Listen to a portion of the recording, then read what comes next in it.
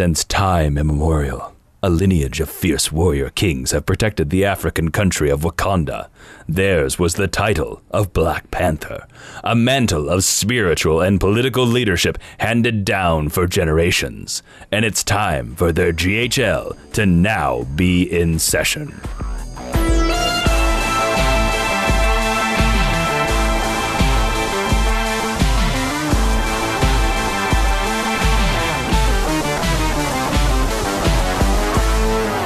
Hello and welcome to Geek History Lesson. I'm Jason Kitty Cat Inman. I'm Ashley Victoria Robinson.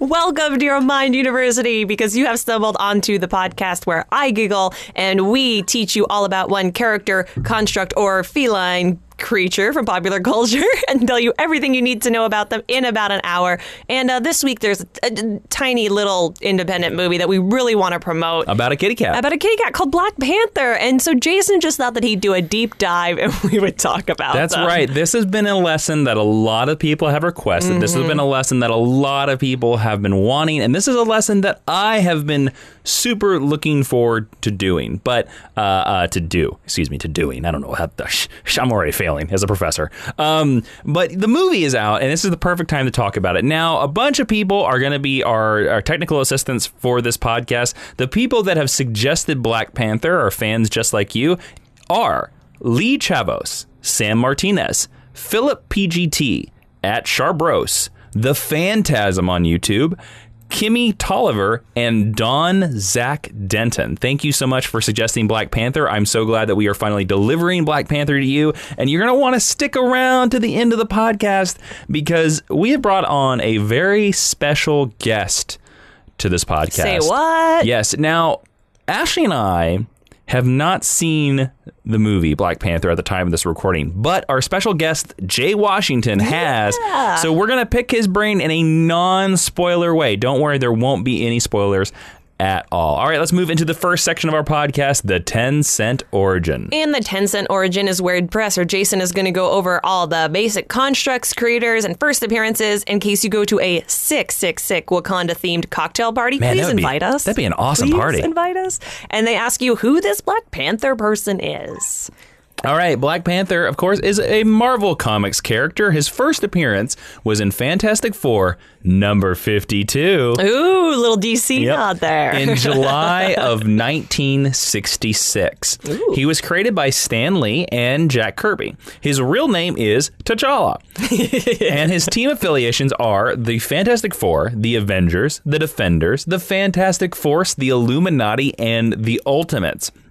His partnerships/marriage have been with Storm. We'll talk about that later. And his abilities, of course, are a genius-level intellect. He's a skilled hunter and tracker. He's an expert martial artist and hand-to-hand combatant. He utilizes high-tech equipment and weapons, including a vibranium uniform. And because he is the Black Panther of his country, he has enhanced senses, strength, speed, agility, stamina, durability, healing, and reflexes. And he also has alchemical precognition and protection, baby, because he can stop mystical attacks. Damn, T'Challa's powerful. T'Challa that is one of the things that a lot of people, and this is something you're going to learn about this lesson, T'Challa is one of the most underestimated people in the Marvel Universe when he's actually one of the most powerful. Mm-hmm. So, all right, let's go to the meet cute. Ashley, What is the meet cute? Well, the meet cute is a term that we stole from romantic comedy writing, where we tell you the first time we met this character and how cute it was. Jason, I'm really interested in where you first met Black Panther. Okay, in the 90s, the Fantastic Four, the Avengers, Iron Man, and I forgot, Iron Man, the Avengers, Fantastic Four, and Captain America, excuse me, I couldn't remember the fourth one, were not high-selling titles. But Jason, in this post-MCU world, I can't wrap my head around that. In 1994 and 1995, those titles were actually selling really badly because the X-Men were king at Marvel. Yes. Now, Marvel sold said titles to Jim Lee, who was running Homage Comics at the time, and Rob Liefeld to take over the titles. And they did a run of 12 issues called Heroes Reborn. Which we know, if you're a fan of the podcast, Jason loves. I love because it was my introduction into the Fantastic Four and these characters, because before then I always thought they were super lame. And it rebooted all these titles and actually made a lot of people think it worked. Yeah. These titles became big sellers after this run. Now, in the Fantastic Four run, drawn and written by Jim Lee, in issue 4 of the Fantastic Four, they go to a country called Wakanda. Hey! And they meet a really cool version of T'Challa. And T'Challa goes with them for like a good chunk of the rest of the series, and he helps them fight Dr. Doom. And the way Jim draws his costume is really cool because he does give him sort of the old Jack Kirby costume with the striped gloves and I love their gloves. And sort of the weird pouch and his cape, which I love Black Panther with his weird You're like pro cape. Yes, he's a pro. I'm a pro cape person. So Heroes Reborn Fantastic Four by Jim Lee is where I first met T'Challa. Ashley, yes. Where did you meet him? So the first time I ever remember hearing about him was during the Marriage to Storm, because I'm going to admit that the Fantastic Four pocket of the Marvel Universe escaped a lot of my reading until I became an adult. I was very much an X person, and that was a lot of my focus growing up. I know, shock, reading Marvel. I might faint. Don't clutch your pearls too hard, dear. Right. But the first time I ever actually read a Black Panther series was when the Ta-Nehisi Coates stuff launched, because I was very recently, because I was a fan of his from his writing on The Atlantic and Between the World and Me, and that's his novel, right? It's an essay about being an African American person in America, and then I felt like it was an important thing to read, and it's really, really good, and it's very short. If you're maybe a socially minded person, you should pick it up, or if you like his Black Panther run. You're new to T'Challa. I am new to T'Challa. I'm sorry, that's very hard to say. Also, Chadwick Boseman just makes him so compelling. Like, agreed. His debut in Civil War is, I think, one of the best introductions of the MCU characters. Of any MCU character. I agree. Yeah. I really agree. All right, let's move into the History 101. The main meat of the lesson, where Professor Jason is going to throw down everything we need to know about Black Panther. Okay, so gear in.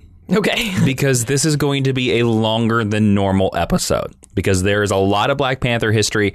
And to be honest with you, there was a lot of parts where I didn't want to cut stuff because I felt it was very important. And I knew people have been waiting for this episode for a long time. Yeah. So this is going to be a longer than normal episode. Let's talk about some publication history first. Cool. Now, Black Panther actually predates the official founding of the Black Panther Party, which happened in October of 1966. Oh, that's fascinating. Yes. Though not the Black Panther logo of the Black Panther Party's predecessor, which is actually called the Lowndes County Freedom Organization. Nor does Black Panther T'Challa beat the World War II Black Panthers Tank Battalion. So the idea of a Black Panther is sort of out there. And of Black Panther being an image for African or African American people. But there is one thing that T'Challa is the first at. He is the first Black superhero in American mainstream comic books. Yay! And virtually no other Black heroes were created before him. There are some other ones, but he's generally considered the first. Now, eventually, in the 70s, in Fantastic Four 119, the Black Panther was briefly renamed to the Black Leopard to avoid comparisons to the Black Panther Party, who were seen in upswing at the time. Yeah. Now, co-creator Stan Lee recounted that the name was inspired by a pulp adventure hero who had a Black Panther as a helper, and claims that the Black Panther name had no connection to any of these parties. It just sounds like he really liked the Jungle Book and was like, cool, so I'm going to have Bagheera too. Yeah. Now, Jack Kirby's original concept art for the Black Panther actually called the character Coal Tiger. Ooh, not. And I think Black Panther's a better name. And he has a very weird striped yellow costume. Go Google it. It is worth the Google right now. Google Jack Kirby's original Black Panther costume. It is quite ridiculous. I'm going to do it, and then I'm going to be sure to share this on our social media when this episode goes out. Yeah, because it's like yellow with a white cape and stuff like that. And please share your reaction when you find it on your Magic Google phone, Ashley. I will. All right, let's move into the fictional character history of Black Panther. And first, before I can get to T'Challa, because he's the Black Panther that we are going to talk about, even though there are other Black Panthers, just like Green Lanterns, there's lots of them. Ashley is grimacing. I don't know whether it's very hard to find. No, I found it. Did you find it? Show it to me real quick. It's not great. That is it. Ashley's looking at it. He has white stripes and black pants and a red cape. And It's interesting because to me, it is very proto Fourth World. Sure. And New Gods. I'm so glad that they redesigned him and we have the sleeker, mostly black costume because it's now. so much better. It is. All right. Now, before I get to T'Challa, I need to explain to you what Black Panthers are. Cool. Now, the Black Panther is a ceremonial title given to the chief of the Panther tribe of the advanced African nation of Wakanda. Mm-hmm. Now, in addition to ruling the country, the Black Panther is also the chief of various tribes that also live in Wakanda. There's more than just the Panther tribe. Okay. Now, the Panther habit is a symbol of office, the head of state, and it is often used during diplomatic missions. The Panther is a hereditary title, but one must earn it, and one can be challenged once a year to lose it. I love that. That's how I think all monarchies should be run. You will see, like, there is a character in Black. We're not going to talk about him, but there is a Black Panther character called Man-Ape. Mm-hmm. There is the ape tribe in Wakanda, and Man-Ape challenges T'Challa at certain points to be the king of Wakanda. Yeah. And I believe the character of Man-Ape is in the movie, but they don't call him Man-Ape. Thank God. Yeah. Okay. Now, in the distant past of Wakanda, a meteorite made of the vibration-absorbing mineral vibranium crashed in Wakanda and was unearthed. And reasoning that outsiders would exploit Wakanda for this valuable resource, the ruler, King T'Chaka, like his father and other Panthers before him, concealed his country from the outside world. Now, vibranium is a term that is used all over the Marvel Universe and their movies. Ashley, do you know what vibranium is? I do. Vibranium is the metal that most famously made Captain America's shield. I feel like it came out of the same zeitgeist that adamantium came out of, and nobody talked to each other about it. And it is, I don't know the metric on it, but it's like stronger than steel.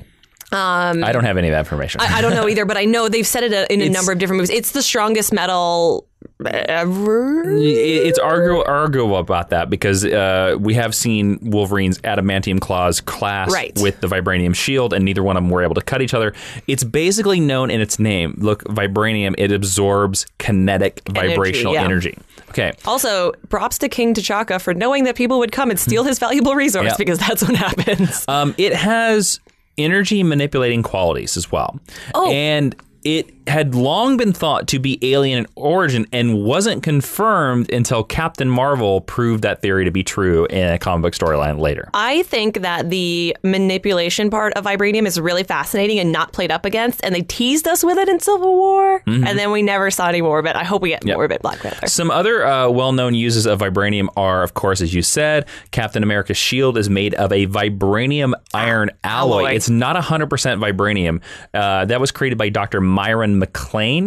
That vibranium was gifted to him by a jury who is actually T'Chaka's father during World War II. So he's T'Challa's grandfather. Yes, he's T'Challa's grandfather. Fun fact, Steve Rogers is one of the few outsiders to be granted entry into Wakanda. That's cool. I like that. And as we'll learn later, I'm gonna tease it right now. Captain America basically went to Wakanda and said, hey, we need your help with the war. I hear you have this medal.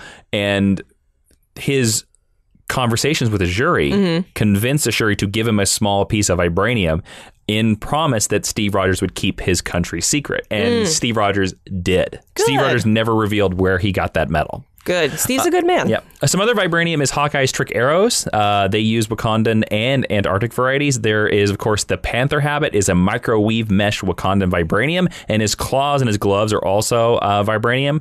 Misty Knight's bionic arm is also made of vibranium, but it's made of the Antarctic variety of vibranium, not the Wakandan variety. Now let's go back to T'Challa. Okay. T'Challa is actually the first biological son of T'Chaka, king of the African nation of Wakanda. His mother, Nyong'o, died while giving birth, and his older adopted brother, Hunter, blamed him for her death. Now, this has sort of been retconned into Black Panther's history, but Nyong'o was actually trying to build Wakanda's space program. Oh, I love that. Which is really cool. Now, that has only appeared in Black Panther stories very recently. Okay.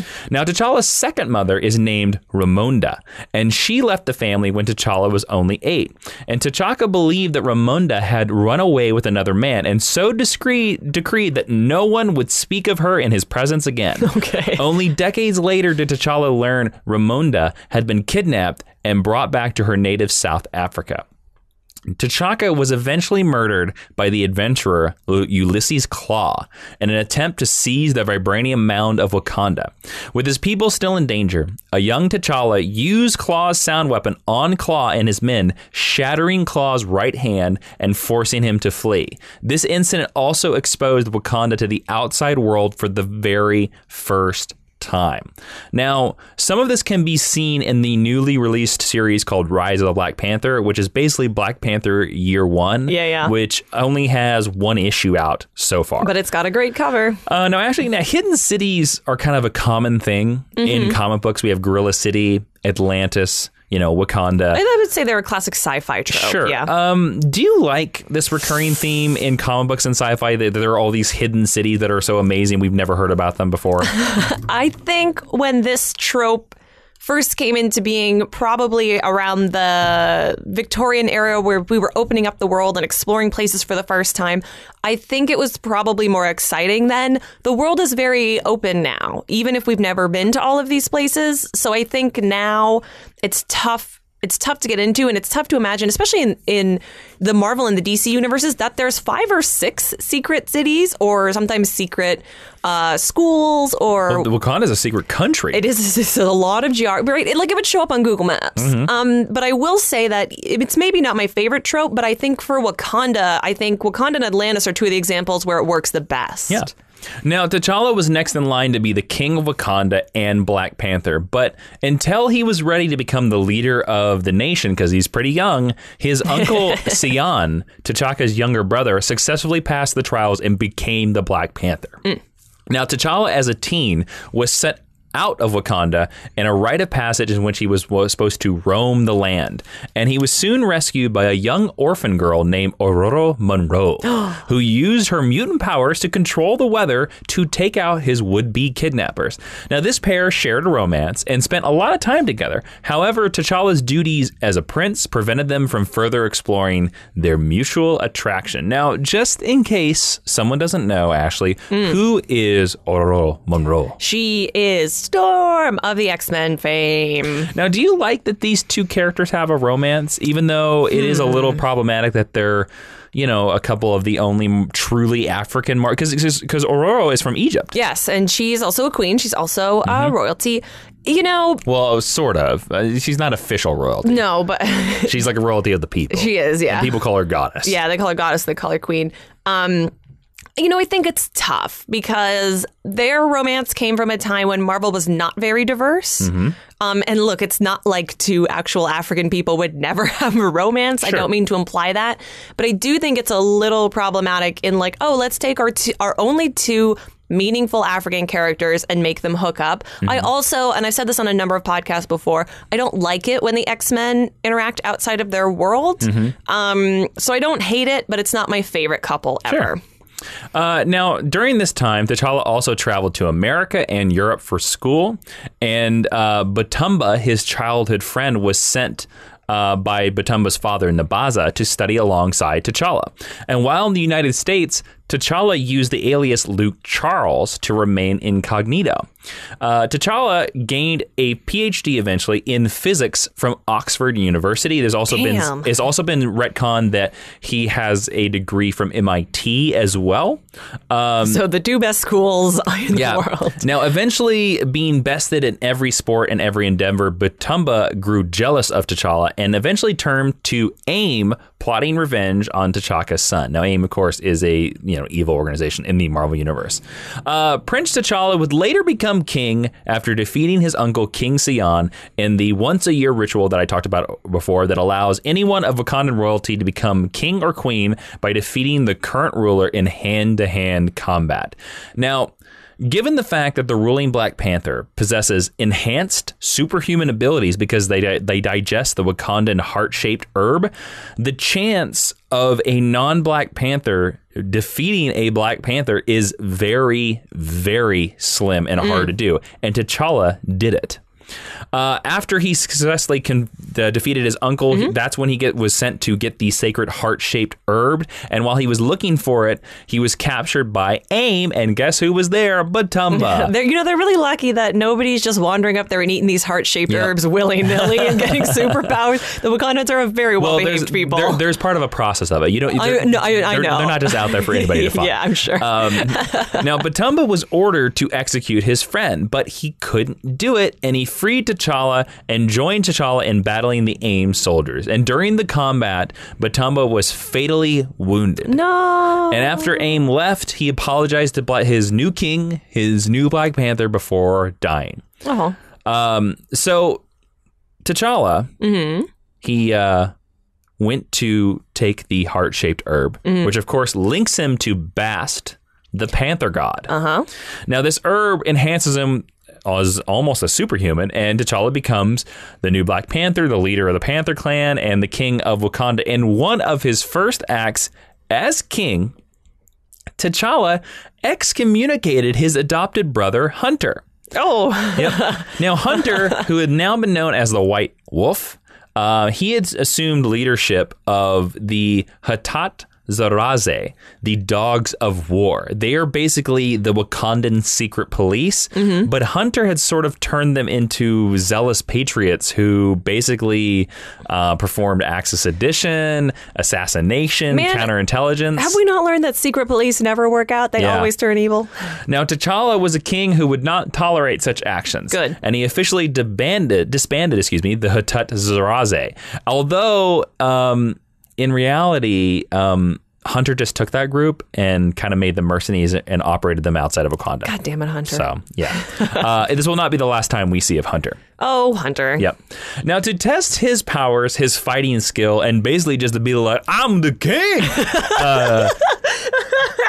King T'Challa invited exactly like that. The American superhero team, the Fantastic Four, to Wakanda. He just wanted to hit Reed in the face. Now, Ashley, who are the Fantastic Four? The Fantastic Four are Reed Richards, Sue Storm, Johnny Storm, and Ben Grimm. They are a bunch of people who happen to be friends with Reed. He shot them into space and got them all horribly mutilated, but cool superpowers. They're cosmic adventurers. There you go. Who are a family. Jason says it nicer than I do.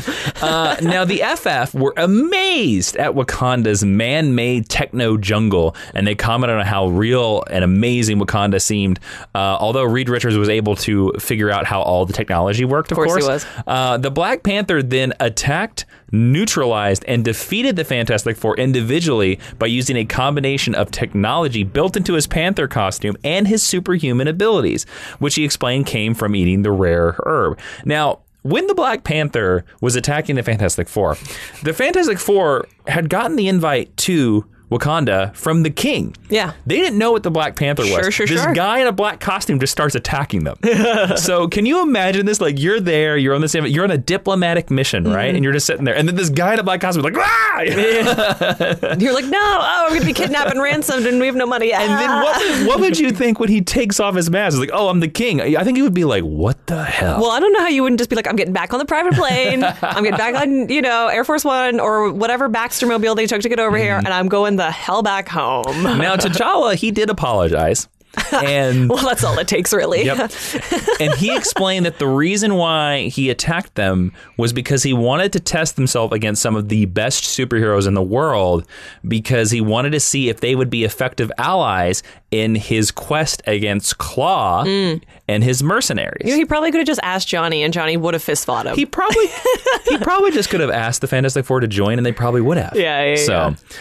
Ulysses Klaw eventually soon returned to Wakanda and began attempting to invade the country. He wanted vibranium, and he wanted to use it to turn sound into a weapon. With the help of the Fantastic Four and the Wakandan military, T'Challa was able to defeat Klaw and all his soldiers. T'Challa realized the more Wakanda continued to excel as being a technological powerhouse, the more outside threats would come at his kingdom. And he then pledged his fortune, his powers, and life to the service of all mankind in an attempt to sort of stop these attacks.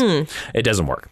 A spoiler alert about a superhero universe. After this adventure, T'Challa teams up with Captain America and Sharon Carter in order to defeat an imposter posing as the deceased Baron Zemo, and this resulted in the forging of a strong friendship between Captain America and Black Panther.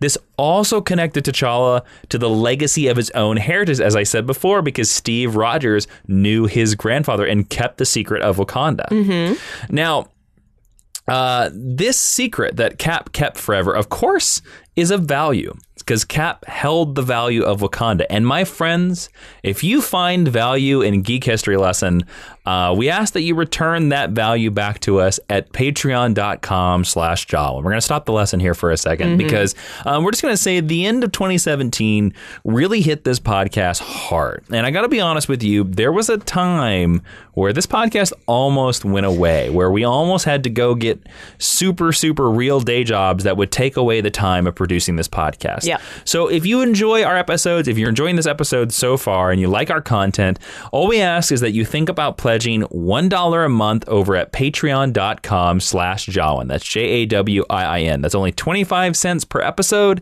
and it really helps keep this and all of our videos over at YouTube running. You get yourself some Patreon exclusive podcasts. You help us reach our next goals, including making all of our content ad-free, including a writing podcast, including Geek History Lesson Extra. Patreon.com/Jawiin keeps this podcast alive, and we thank all of the people that currently do. I salute you, dear patrons. Thank you, thank you, thank you. All right, let's go back to Black Panther. Okie dokie. So T'Challa had now been exposed to the bigger world, and his time was now really divided between being a king and a crime fighter. He eventually became curious of the Avengers, and unsure if they were a threat to humanity or not, T'Challa decided to investigate the group of superhumans by infiltrating their ranks. Then this is a storyline that the Avengers Mightiest Heroes cartoon really explored in some amazing episodes. That's a great show if anyone has never watched it. When the Black Panther traveled to the Avengers mansion, he snuck into the facility only to find that the Avengers were dead. What? Yeah. Dead. That never happens. Mm-hmm. Now, Jarvis had walked in moments later, and by the looks of it, T'Challa had killed Goliath, Wasp, and Hawkeye. It was later revealed that the Grim Reaper had put the Avengers trio in a death-like stasis, framing the Black Panther, and the Black Panther managed to defeat him and rescue the Avengers trio.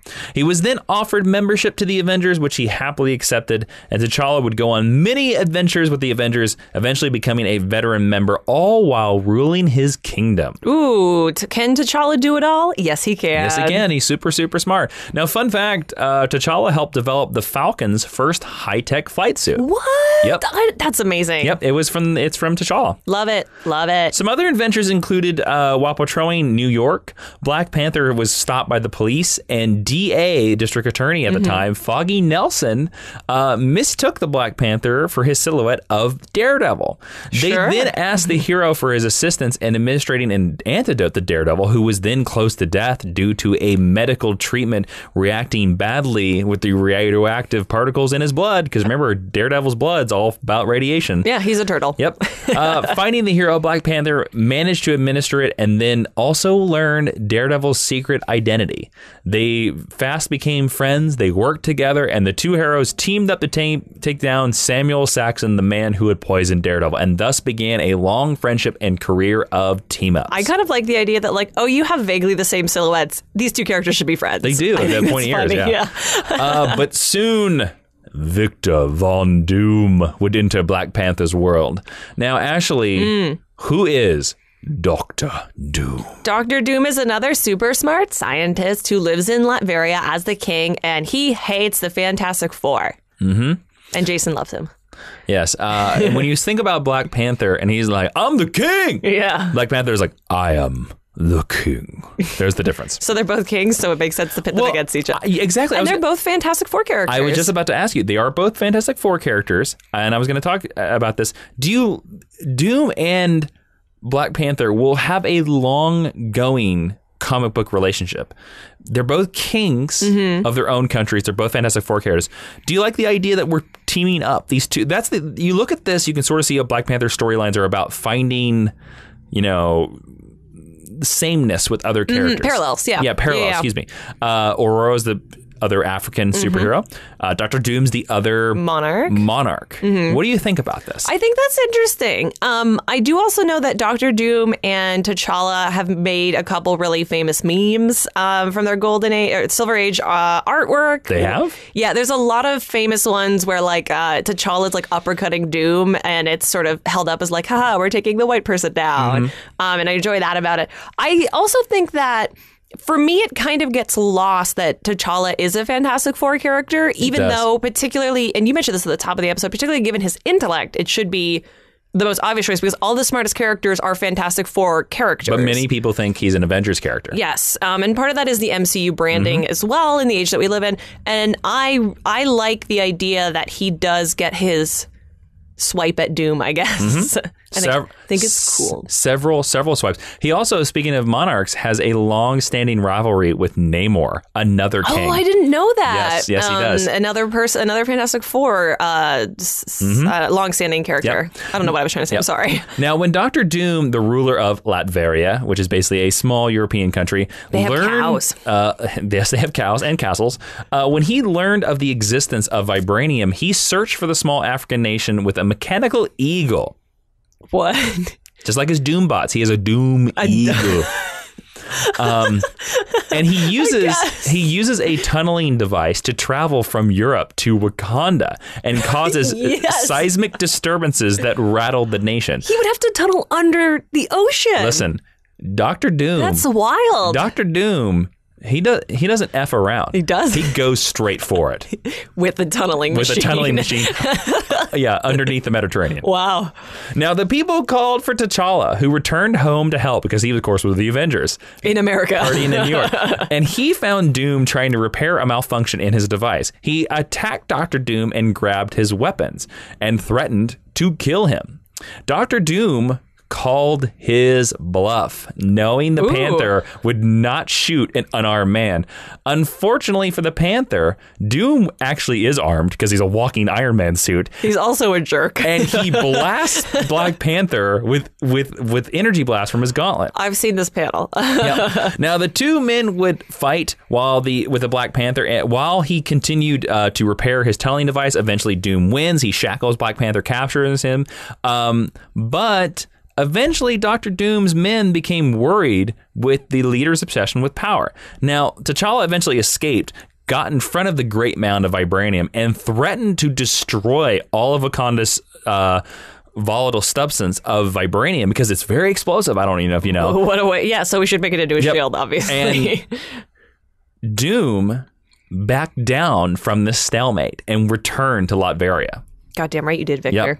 Yep. Now, many more adventures happened, and we're going to skip ahead in time, and we're going to go to what I think is the greatest Black Panther run of all time. This is the run written by Christopher Priest in 1998. Now, the reason why we're going to do this is because Black Panther is one of these characters that for a good chunk of his adventures was literally just a supporting character. He would just show up in an adventure, leave. Show up in an adventure and leave. And I really want to talk about his solo adventures, his ongoing titles. Cool. So in 1998, Christopher Priest began writing the Black Panther's Marvel Knights series, and Priest modernized the character by building and expanding upon the Black Panther mythos that was mapped out by Lee and Kirby. In Priest's retcon of Wakanda, he established that Bast, the Egyptian god, was the Panther god, and that the Wakandans built their religious cult of the Black Panther around this. Now, prior to this, the Panther god did not have a name and did not have an origin. Christopher Priest is also responsible for the character of Everett Ross, who is played by Martin Freeman in the movies. Now, he introduced Everett Ross as basically a point of view character for the audience to learn about Black Panther. He also expanded the lore and cemented Black Panther as one of the most cunning and manipulative minds in the Marvel Universe. Now, let's talk about his run. Cool. While in Wakanda, T'Challa received word that a member of his American-based children's charity had been murdered in cold blood. In an attempt to console the young child's family, he traveled to New York to investigate the situation. Meanwhile, Michael Achebe, a citizen of a neighboring Wakandan country called Gudaza, initiated a coup d'etat, becoming Wakanda's usurper. Now, Gudaza was in the midst of a civil war, and T'Challa protected some of its citizens by allowing them to live in Wakandan refugee camps. Now, Achebe lived in one of those camps, which gave him access to Wakanda. And with the help of the demon Mephisto, he was able to overthrow T'Challa and all the technologically advanced soldiers of Wakanda. Well, having the devil on your side helps a bit, I would imagine. Right. Now, Mephisto's gift to Achebe allowed him to manipulate the Wakandan people into accepting him as the ruler alongside T'Challa's stepmother. Remember her, Ramonda. I do remember her. In return, Mephisto would get to devour a noble soul. After uncovering Mephisto's involvement, T'Challa attacked him, ripping out the demon's heart. He was then transported to Hell, where he was offered his own soul in exchange for Wakanda and Achebe's freedom, under the impression that Mephisto was actually possessing Achebe. Jeez. Now, Mephisto accepted the offer and revealed that Achebe willingly sold his soul to him.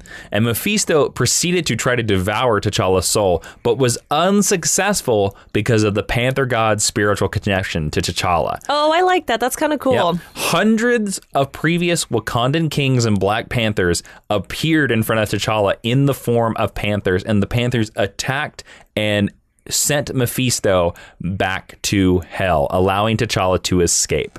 Now, T'Challa attempted to make contact with Wakanda via satellite, and Achebe threatened to destroy all of Wakanda if T'Challa was ever to return home. And as a result, T'Challa was exiled from Wakanda, and the Wakandan citizens accepted Achebe, as usurper due to the conditions with Wakandan law. Wow. Now, T'Challa remains stateside in New York, attempting to uncover Achebe's other allies because he knew that Achebe couldn't be working alone. It was later revealed that Achebe was working with the United States intelligence community, Russia, and a Latin American terrorist state called Dumoyan in an attempt to exploit Wakandan's vibranium. However, King T'Challa had predicted that this would happen years earlier, and was of course he did. Well, he predicted that 3 countries would do this. He was just uncertain about which of the 3 countries would attack first, and so he had already had a countermaneuver that was set up. T'Challa presented the coup d'etat to the UN Security Council and acknowledged it as an act of war against Wakanda, verbally declaring war against the United States. Oof. Where he was living at the time. Yeah, where he's actually living. Afterwards, he and the Dora Milaje.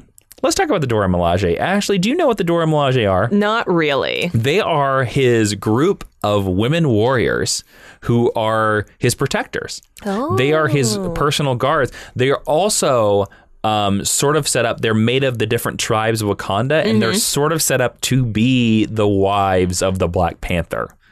So I like that part less. So, but it's because it's the idea that you have to be really awesome to be to the Dora Milaje, and then when the king trusts you, he will take one of you as his wife. Oh, so he takes one of them. I thought they were all his wives. No. And I was he like, takes one okay, of them. He takes one of those wives. I love that. I'm instantly more interested in them. But T'Challa doesn't really do that. So he's got to marry Storm. So T'Challa with the Dora Milaje were approached by, remember, his adopted brother, Hunter. That jerk. Who wanted to help T'Challa take back Wakanda. Oh, that nice guy.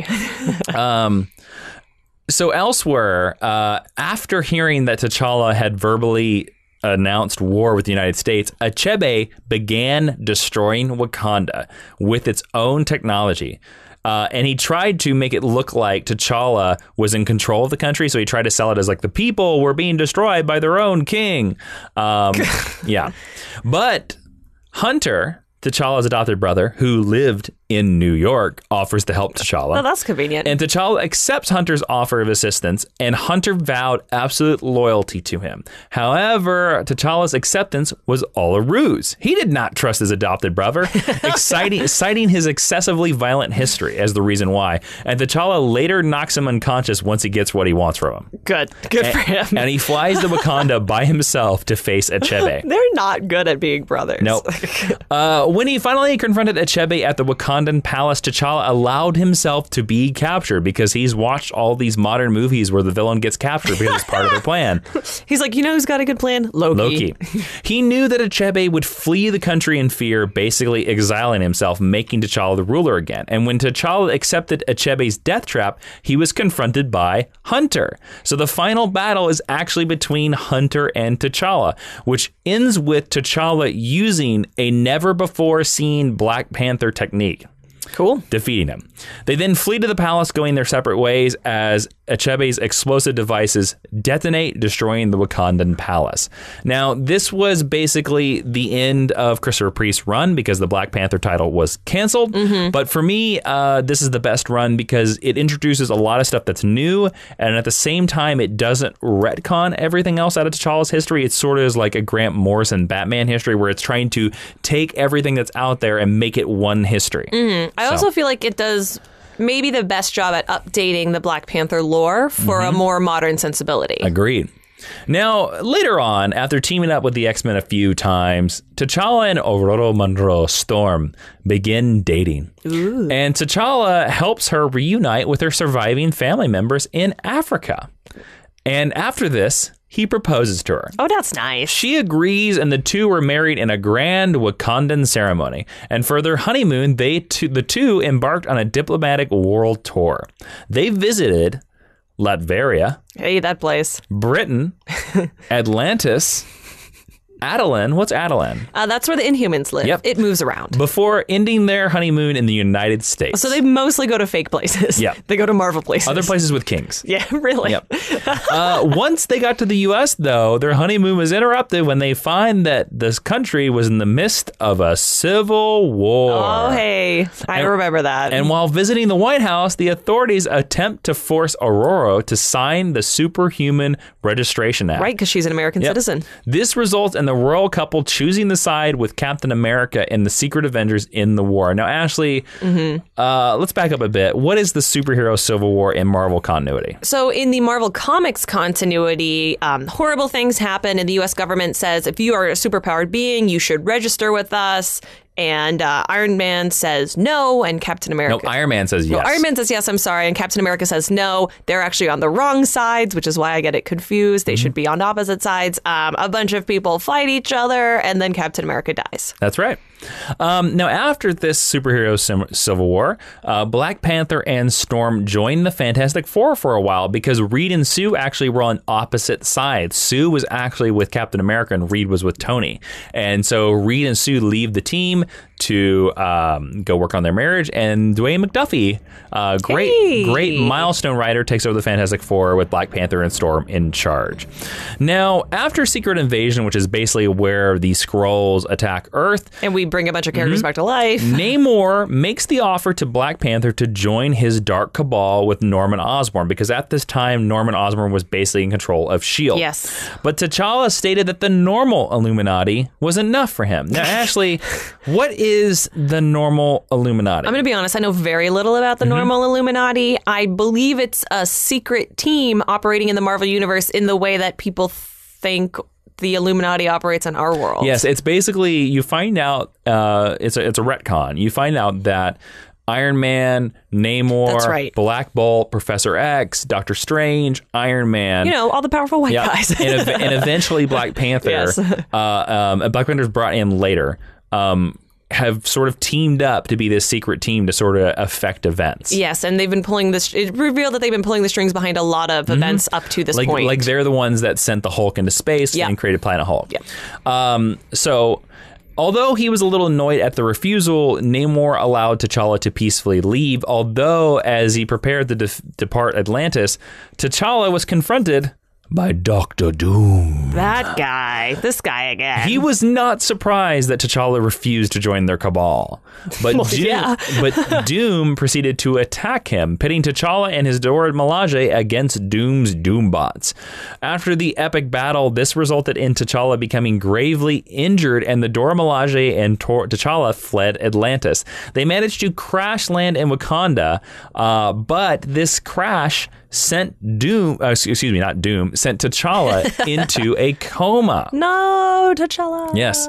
Now, T'Challa, after a couple months later, awoke to find that Wakanda had been attacked while he was asleep. And while he was in a coma, Shuri, his sister, became regent of Wakanda and the new Black Panther. That's so cool. Now, T'Challa reached out to powerful Wakandan alchemist Zawavari, Nailed it. the witch doctor, who has empowered him with acolytes and enhanced his strength senses and provided him with a way to resist Doom's magical-based attacks. He then approached the Dora Milaje sensei Aneka about blending science and sorcery into his Wakandan battle techniques. Now, this would all been done in preparation because T'Challa kind of was predicting that Doom was going to attack. He's like, I know this guy. Yep. Now, in order to defeat Dr. Doom, and these events happen in this storyline, it's called Doom War, T'Challa was forced to destroy Wakandan's vibranium reserves by making the substance inert, basically making all vibranium in the world useless. He then relinquished his authority of Wakanda to current Black Panther, his sister Shuri, and he left Wakanda to deal with his shame. He traveled back to his favorite city in the world, New York, where he reached an agreement with Matt Murdock to become the new protector of Hell's Kitchen. Oh, I didn't know that. That's cool. Yep, because Matt decided to leave New York to deal with his morality issues during what happened during Shadowland. That's basically where Matt Murdock becomes in control of the hand and gets possessed by a demon. It's best forgotten. Oh, I'm calling it right now. Daredevil Season 3, Black Panther crossover. Oh, I wish. Thanks to some help from Foggy Nelson, T'Challa established an undercover identity as Mr. Okonkwo. Nailed it. The manager, I'm sorry for butchering all these names. I've never heard them said aloud. They're also fake Marvel names from not a real language, so I think you're forgiven. Mr. Okonkwo, the manager of the restaurant called the Devil's Kitchen. Now, T'Challa finished his duty in Hell's Kitchen and returned home to Wakanda. And sometime after that, attacks from a city below Wakanda called Necropolis began constantly happening by undead soldiers. Why underground cities always got to be called Necropolis? I don't know. Another secret city underneath a secret city. Imagine that. Now, T'Challa called Reed Richards to help him think through the situation, as he was the only person that T'Challa believed could keep up with him intellectually. That's actually false. Dr. Doom could have kept up with him. Yes. Well, Dr. Doom is as smart as Reed. Yeah, is Moon Girl alive at this time? I know she's like 10. She sure. But, Call Lunella. Oh, okay. Reed Richards and T'Challa stepped into the dark underground city of Necropolis, the city of the dead, where all the Black Panthers were laid to rest, and they eventually met Bastet, the Panther god, and T'Challa told her that he desired to be Black Panther again, but doesn't want to steal the title away from Shuri. Meanwhile, Shuri, Susan Richards, and Storm took a herb to make them see the gods and immediately took the undead battle to Anubis, the god of the dead, who was the source of the undead soldiers. They encountered and engaged with Anubis and its army, and Bast showed T'Challa a vision of Wakanda being flooded and told him that the catastrophic destruction of Wakanda is but a prelude to something worse, and for the salvation of his nation, he must become her king and not Wakanda's. So she deemed him King of the Dead, allowing T'Challa to gain the power and knowledge at all times of all past Black Panthers, becoming a king of kings. Oh, so he's the Avatar now. Yes, he is Bast's champion. He is Bast's Black Panther, and he is now the ruler of Necropolis, while Shuri keeps power in Wakanda. That's cool. Now, future events during Avengers versus X-Men would lead to Storm and T'Challa's marriage being annulled, and eventually Namor would attack and destroy Wakanda, the capital city. Namor, you're the worst. Which is the thing that Bast was talking about, yes. The Cataclysm.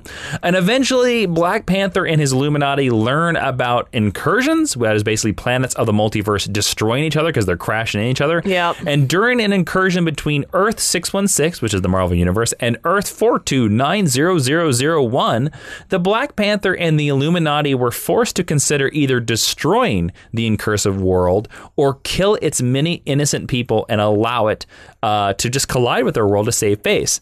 Panther tries to work up the nerve to press the detonator that would destroy the other Earth, and the ghost of his father T'Chaka appears to him and demands that he act, saying that it is the job of Black Panthers to protect the kingdom of Wakanda. In the end, T'Challa doesn't go through with it. And enraged, T'Chaka strips his son of his kingdom, his people, and his post of the king of the dead. Ooh. And as far as Ghost T'Chaka is concerned, he has no son. Ooh, that's like extreme, Mr. T'Chaka. Yep. Eventually, only Namor is the only member of the Illuminati who is able to press the button and blow up Earth 4290001. Of course, Namor can do it. Yep. Namor is a dick. Yeah. During the final incursion, Black Panther was one of the heroes that tried to stop Earth 1610 from destroying his Earth. Earth 1610 is the ultimate universe Earth. Yeah, it's got miles on it. And Mr. Fantastic and Black Panther were forced to put their lifeboat into action. As the lifeboat was deployed, basically is saving a bunch of people. Manifold teleported numerous heroes into it, including Spider-Man, Star-Lord, Captain Marvel, Cyclops, and Thor, which allowed them to survive the end of the multiverse. Black Panther and the other heroes in the life raft, would later be awakened by Doctor Strange 8 years after the end of the multiverse and the creation of Battleworld, which is a planet cobbled together from the fragments of destroyed realities ruled by Doctor Doom. Now, this was the great cataclysm that the Panther God was also telling him about. Yes. Now, this is the event called Secret Wars, and eventually, I don't want to dive too deep into it, Reed Richards eventually puts the multiverse back together, and as the inhabitants of Battleworld, were trying to run from their ultimate demise, Black Panther, during the story, steals the reality gem and grips tightly onto it. And as he is gripping tightly to it, and as Battleworld vanishes from existence, T'Challa wishes for a reborn and vital Wakanda. And guess what? He gets it. He gets his wish. T'Challa, that was a good wish. Yep. You done good. Yep. And that brings us up currently to the Ta-Nehisi Coates' current run, which is basically a superhero Game of Thrones with Black Panther back in control of his kingdom. I don't really want to talk about it because it's currently being published. And Chadwick Boseman, of course, plays the actor in the Black Panther movie and in, Captain America: Civil War. And that is the lesson on Black Panther. That was good. I thought that was fascinating. Well, speaking of fascinating, let's move into recommended reading. Yes, where Professor Jason is going to recommend a bunch of stuff that you can read if you want more Black Panther. You can find all of these suggestions at geekhistorylesson.com/recommended reading. There's a bunch of cool little Amazon widgets. You click the one you like the best. You buy it, a little bit comes back to support us and let us keep recommending reading for you. And you can find a whole bunch of them over there. Now, I just want to point out, because we get a lot of questions on Twitter where people are always like, hey, what should I read if I like this person? Hey, what should I read if I like this person? And I just want to reaffirm this recommended reading list that we have over at geekhistorylesson.com is the best place, because we've done 198 episodes of Geek History Lesson, and I guarantee you the character you're probably asking about, we've probably recommended some reading for it. And one of the reasons that we have it there is as a resource for people. Yes, so it's always there. It's all and it's always up. Go hit Command F and search for what you're looking for. That's right. All right, number 1 is Black Panther by Christopher Priest, the complete collection, volume 1. It collects about the first 12 to 15 issues of the Christopher Priest run. I believe there's 3 to 4 volumes of this. It is the best Black Panther run. The art's a little dated, but I like the Marvel Knights Black Panther costume the best. It's really cool and has an amazing cover. So Christopher Priest adds, think about what Jeff Johns did to Green Lantern. That's what Christopher Priest did for Black Panther. Absolutely, yes. It's an amazing, amazing story. My second suggestion is Black Panther Doom War, because I love Doom facing off against Black Panther. Is Dr. Doom. Yes. So that's the story where, of course, Black Panther gets exiled from his own country because he does the ultimate thing, which I think is a nice callback to that original Stan Lee, Jack Kirby story where Black Panther threatens to do that, and Doom's like, all right, I'll leave. Yeah. And then the third choice is Black Panther: A Nation Under Our Feet, book 1. That is the Ta-Nehisi Coates run. It is it looks like the movie. It's kind of tied into the movie. And again, I'm not joking, it is basically superhero Game of Thrones, and it's quite enjoyable. So nice. There you go. I would put an honorable mention, is because it's not finished yet and there is no trade, is Rise of the Black Panther, which is, as I said, is Black Panther Year 1. Only one issue has been released released at the time of this recording, and I think it's a quite enjoyable book. I would also put an honorable mention to an article that you can find called "The Man Who Made Black Panther Cool," and it will tell you why Christopher Priest is amazing. And I read it recently, and I thought it was fascinating. I think it's on Vulture. I believe so. All right, for our discussion, we wanted to talk to a man who had seen Black Panther, but also had a need to see a movie like Black Panther for years. And that man is Jay Washington. You've seen him on Collider Movie Talk and the Schmodown Movie Trivia Challenge. And he's also the host of the Trusty Sidekick podcast. So please welcome Mr. Jay Washington to the show for a non-spoiler talk about Black Panther. Welcome to Geek History Lesson, Mr. Jay Washington. Yeah, thank you for having me. Now, you are at a bit of an advantage because at the time of this recording, you have seen the movie Black Panther, and I have not. Yes, I feel like I beat you. I one-upped you finally in something. But yeah, I had the honor of going to see it for a screening, and I am still in awe over what I saw. Now, real quick, I want to ask you. I want to get a little bit of your bona fides and hear.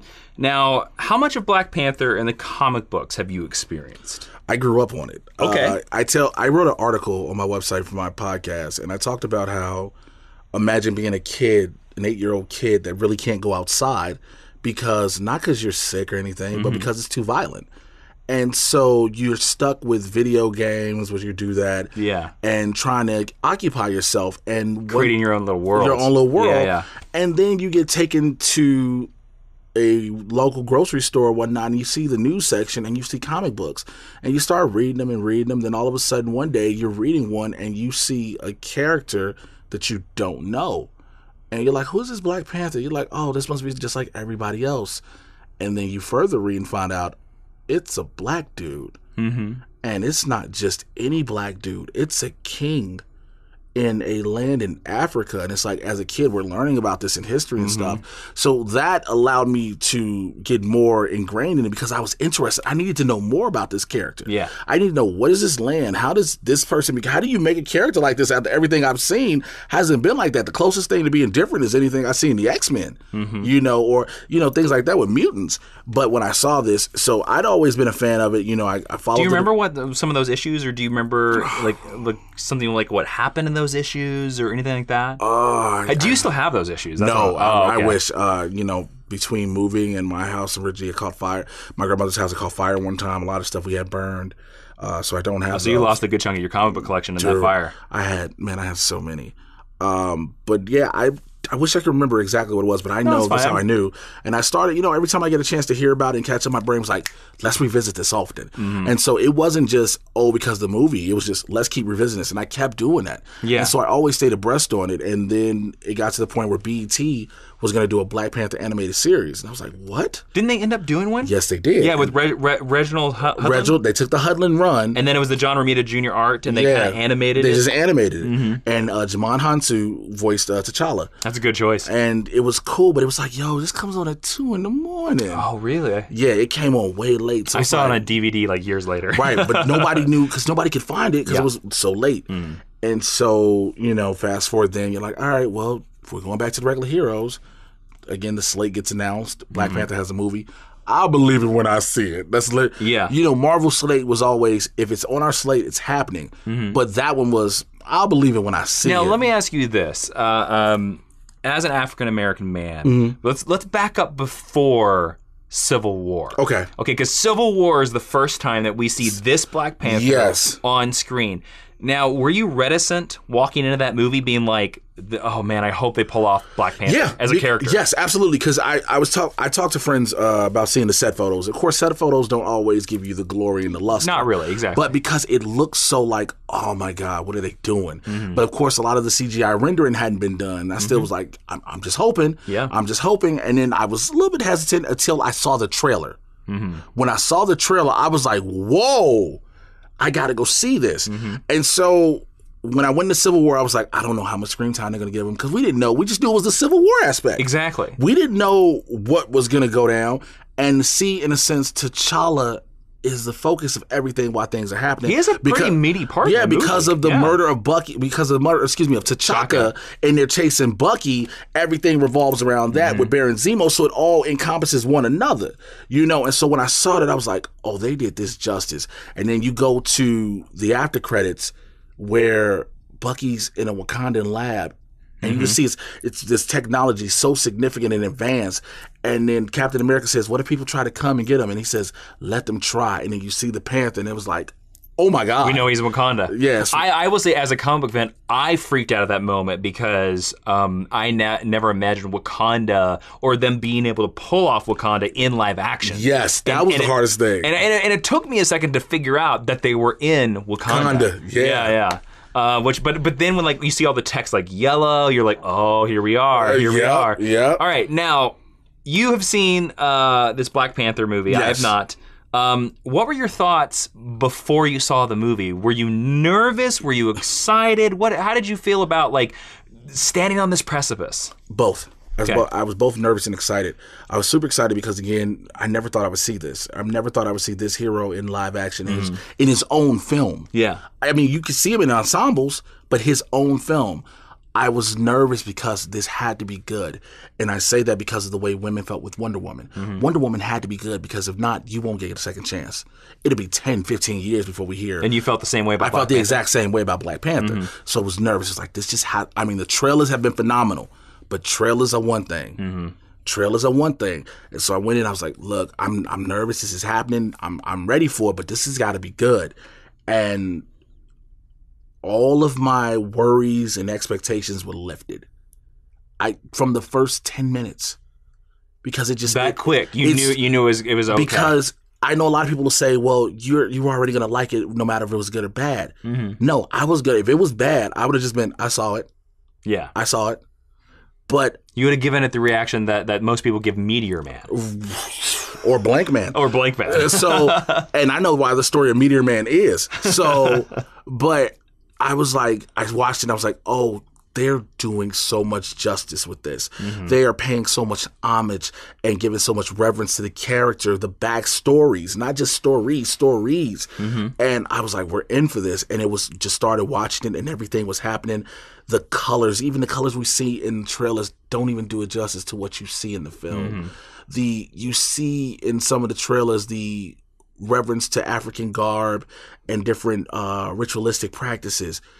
It's over 10, from 1 to 10 over 10, what you see in the film, and just the beauty. And the one thing everyone kept seeing in the trailer, the Dora Milaje, you know, his personal guard. His personal guard, all strong, badass women. And to see them on the screen and be put on a pedestal where they deserve. Like, there is no belittling them. They're like the equals of the Amazons, you would say? Yes. They are the equals of the Amazons. Like, everyone respects them and knows, yo, you got to come hard with them or don't come at all. And to see what they have them do, it was beautiful because, again, I have a daughter. And when my daughter gets older to see this and can understand it fully, you know, even she's 4 now, but still I want to be able to sit down and watch it. Yeah. I have a 4-year-old. Will you let her see it at 4? Not yet. Too violent? Not even too violent. It's just that I don't know if she would process everything. Okay, got it. I want her to be able to process and understand it. And at 4 years old, I don't think she could. But seeing it was just so much. The soundtrack, forget the soundtrack, the score. A lot of people were worried about the score because you heard Kendrick Lamar was doing the soundtrack, and you're like, okay, but does that mean all these songs will be embedded throughout the movie? And are they? They're embedded where they deserve to be, okay, where they need to be. They play perfectly when they're needed.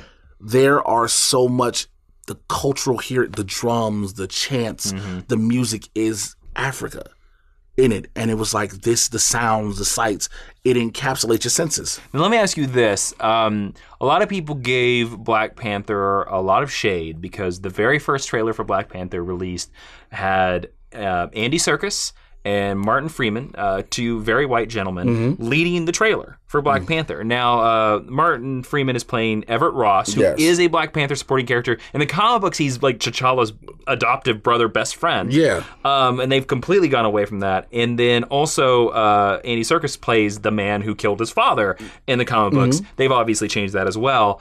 How do you feel those two, how do you feel about those two characters in this movie? Are they superfluous or do they serve a purpose? They serve a purpose. Okay, they do serve a purpose. They serve a purpose, and they aren't the focus of the films. Good.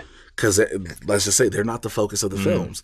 You know, when we saw that trailer that in June during the game 4 of the NBA Finals, everyone was mad because the people who were mad because of that didn't pay attention to what the trailer was. Because all it was them talking, what do you know about Wakanda? This is an introduction for people who've never heard of this. They remember, when we talk about these superhero films, a lot of people don't know the backstory. Oh, exactly. And at this point, you'd only seen Black Panther as sort of an Avenger. Right, as sort of an Avenger. You Yeah. hear of the nation of Wakanda. You don't know what this is. What do you know of Wakanda? Textiles, mills, blah, blah, blah. He's like, here's something more. Does the majority of this movie take place in Wakanda? Yes. Good. Yes. Very good. Over 90% takes place in Wakanda. Great. Yes. And it's just, and the way they brought Wakanda to life is Ryan Coogler, his visual team, his art team, and those guys and those men and women behind computers. And you were telling me that the cinematographer of this movie is the same cinematographer as Mudbound. Yes, Rachel Morrison. Mudbound was a beautiful movie. And it's beautiful. Mudbound is a beautiful film, as is Black Panther.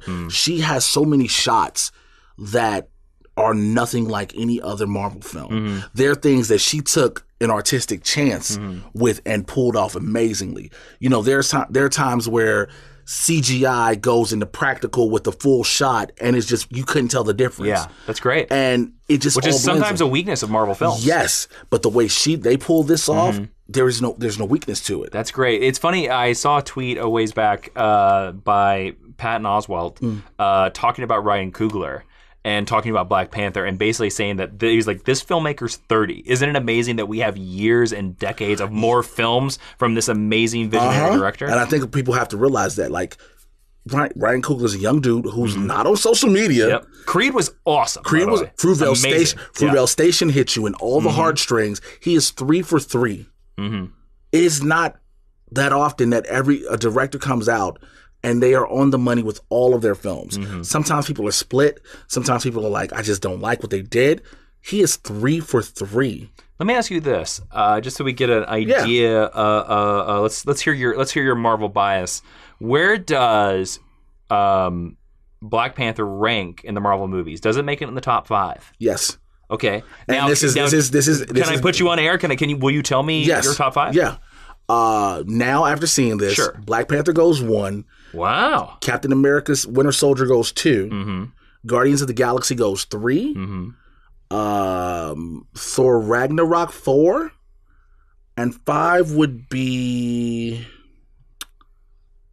Iron Man 3. Iron Man 3. Oh, you're a Shane Black fan. It's Shane Black. The way he did this, it was darker. It was darker, and especially because 2 should have been darker. Yeah. When we were teasing the Demon in the Bottle. They should have done Demon in the Bottle. Come on. We were teasing it like, you're gonna go Demon in the Bottle, and you didn't. And so the dark one, we thought we were getting 2, we got it in 3. Yeah. And granted, I like all the other films. I'm sorry, 5 is not 3. I'm sorry, 5 is Civil War. Sorry. Why did I forget that? 3 is 6. Yeah, 3 is 6. Now let me ask you this: without any spoilers of Black Panther, do you want to see a trilogy, a solo Black Panther? Do you want Black Panther 2, Black Panther 3 now, based off this first movie? Yes, because there's so many doors they open up in this film. Because some of the Marvel heroes, they can't carry that like No, Cap. they can't. Like Thor proved Thor should have only gotten 2 movies. Yo. And maybe Iron Man as well. Yeah, that's because as a whole, growing up, most people didn't care about Iron Man. And if you cared about Thor, I was the one. You were the few? I was the one. When they announced this movie and everybody was like, Iron Man, I was like, yeah, Iron Man. Thor. He was a D-list character. Okay. Yes. Thor, if you were a fan of Adventures and Babysitting, you were like, yes, do this. Vincent D'Onofrio, man, as that Thor. As that Thor. Yeah. And so it's just, the way the film is set up, the characters that are in this film, the cast that they put together where, even if the Angela Bassett, who plays T'Challa's mother, dies off, you still have the supporting cast behind it where there's still more stories available within Wakanda. Because some of the run from the Ta-Nehisi Coates, with it being a political struggle within Wakanda, and that can always happen. Because there's never going to be contentment with one king. Like, there's never contentment with the president. That's why we have elections. Exactly. You know, there's never contentment with a governor. You know, things like that. So there's possibilities for different storylines. And you don't have to feed in the other Avengers. You know, you can feed in outside supplemental characters. Sure. But you don't have to feed in these big name characters. Now, let me ask you this. Is there a chance, do you think that, based off the strength of this movie, is there a chance we could get a Dora Milaje movie or even a Black Panther movie starring Shuri, his sister? Now, I'm hoping that. Because, you know, one of my favorite runs of Black Panther is when she's Black Panther. Yeah. They set it up where she can be. I thought kind of like a Bucky Winter Soldier idea. Yeah, they set it up where she can be because she makes everything. So why wouldn't she make herself a suit? And she's a great the actress they cast her. I don't know Letitia Wright. Yeah, Black Mirror. She's also on Doctor Who. Dude, Letitia Wright. She's great. This has been her year. This is her year. And the Dora Milaje movie, I would love to see it. I think they'll do the Lady Liberators first. Oh, interesting. Okay. Because I know Tessa Thompson and a few other of the women in Marvel have been pushing for that angle. So I think we might get some rumors out there that might be the Black Widow movie. That might be, which I'm sure. not. I have no go right. for it. Yeah. Why so not? if you get the Lady Liberator, I think we would get that one first. A film centered around the Dora Milaje, I don't know if it would sell as well because they work. Granted, they're all bad. They're strong and they're good. I mean, I say bad, I mean good. They work being the personal guard to the king and serving the crown of Wakanda. So it would have to be in the realm of a Black Panther film, if that makes sense. You know, you can't just have the Dora Milaje just going out and you don't hear anything about the Black Panther. So let me ask you this. Final question. Somebody's out there, they saw Civil War. They weren't a big fan of Black Panther. They don't know if they're going to go see Black Panther. What would you say to them to go? How would you convince them to go see Black Panther? What would you say? First of all, open your mind. Open your mind just to like something. Neo. Yeah, open Quato in the original Total Recall. Open your mind to something in which you've never experienced. You'll learn the backstory of this character quickly, and you'll understand it. It won't be like a flash in the pan. You'll understand the setup, the origins, and where everything goes. If you've never seen this character, be prepared to have a cultural embrace. Go see it for, if you say you want to explore other cultures and know about different lifestyles, this film does that. It brings cultures that you hear about and that sometimes with Africa we only see of the poverty-stricken areas. Wakanda's a fictional nation and they took real elements of real parts of major cities in different countries within Africa. I would say go see it for the cultural experience, for the heartstrings that get pulled, for the performances by all of the cast members. Not just Chadwick Boseman, not just Michael B. Jordan, not just Lupita Nyong'o, Diana Guerrera. This movie has a fantastic cast. This cast is surreal. Sterling K. Brown, Winston Duke, Forrest Whitaker, Angela Bassett. If those names, if you've liked projects with all these actors, you now have them brought together in one. And I would say go for that experience. More so be open and open your mind to it. A lot of people will shut it off because why do I want to see something called the Black Panther, especially in this day and age?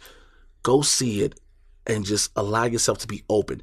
Don't go into this movie comparing it to any other film, first and foremost. Yeah. Go in and see this film.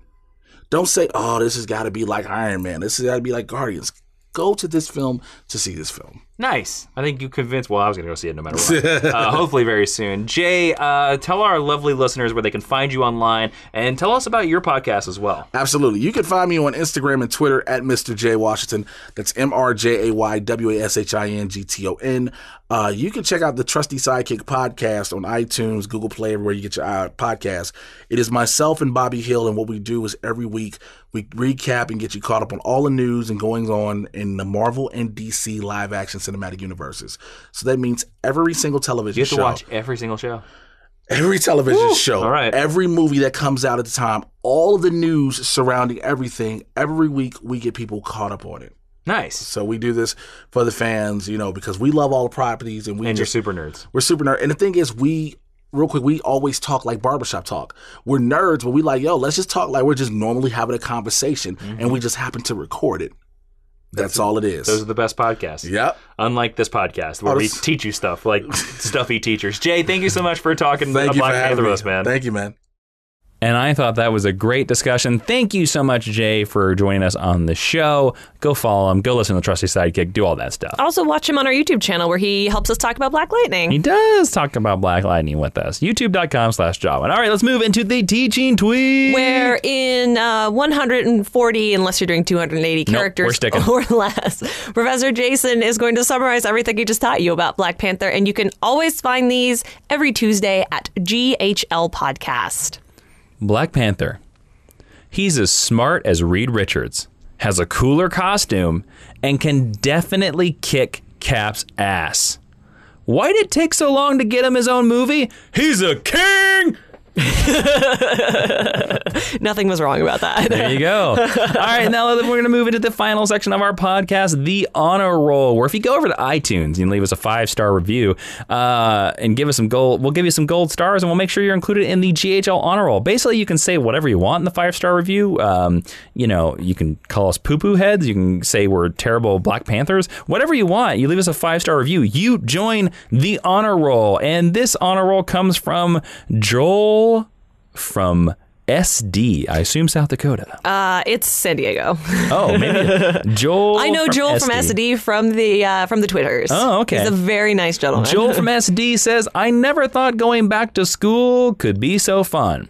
This is one of my top 3 favorite podcasts. I started listening because I had a drive home from work, which is about an hour long, and I liked that it informed me about characters, teams, TV shows, and movies I loved and grew up with. My commute might have changed, but listening to Jason and Ashley share about their geekdom is always a pleasure. Keep up the amazing work. Thumbs up, thumbs up, thumbs up, thumbs up. Thank you, Joel from SD, San Diego, now that we know. Yeah. We have bagels in the teacher's lounge. Please partake. Yeah, and enjoy the basic cable. And so if you want to join the honor roll, just like Joel, all you have to do is go over to iTunes and leave us a 5-star review. It helps us in the iTunes search algorithm. While you're over there, click subscribe. Make sure you download every episode of Geek History Lesson. You can also listen to us on Spotify. Woo. You can listen to us on SoundCloud. Woo. And you listen to us on Stitcher. Wow. Basically, everywhere where you can listen to a podcast, I guarantee you we're there, including Google Play and iHeartRadio. Wow. And Ashley, if they want to suggest a future lesson like Black Panther, where can they do that? If you want to be as cool of all the TAs that we had on this episode, you can do that at geekhistorylesson.com, facebook.com/geekhistorylesson, and on Twitter at GHL Podcast. There is 1,000 ways to contact us in all of those places, including with your little Panther magic. Mm-hmm. Yes, and real quick, we want to just thank the people that suggested Black Panther: Lee Chavez, Sam Martinez, Philip PGT, at Sharbrose, The Phantasm, Kimmy Tolliver, and Don Zach Denton. Those are the awesome people that suggested Black Panther. You can follow me on Twitter at Jawiin, Jawiin. You can follow Ashley on Twitter at Ashley V. Robinson. And you can follow the podcast on Twitter at GHL Podcast. The GHL Extra for this week on patreon.com/Jawiin will be our ideas for Black Panther 2. And it will be spoiler filled. It's going to be a little bit delayed because we're going to record it after we get to see the movie. Yeah. So if you're going to go over there and listen to Geek History Lesson Extra, definitely want to warn you, it is full of Black Panther spoilers. So and it'll be a couple days later because I want to hold it till the movie goes to wide release. Because we don't want to spoil anything for anyone by accident. Exactly. So thank you so much for listening. I am Jason Panther Player Inman. I am Ashley Victoria Robinson. And Professor Kitty Cat, will you please dismiss the class? Class is dismissed because I'm the king.